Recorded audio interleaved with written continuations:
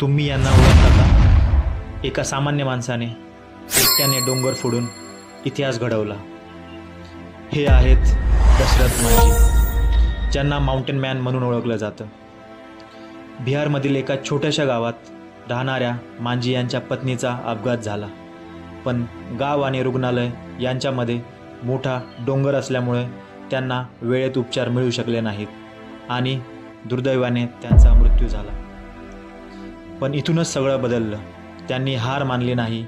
हातात फक्त हातोडा आणि चिमणी घेऊन एकट्याने डोंगर फोडायला सुरुवात केली.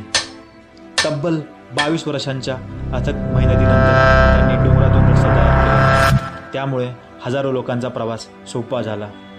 एका माणसाची जिद्द संपूर्ण समाजाचं आयुष्य बदलू शकते, हे दशरथ मांझी यांनी सिद्ध करून दाखवले. तुम्हाला यांच्याबद्दल आधी माहिती होती का?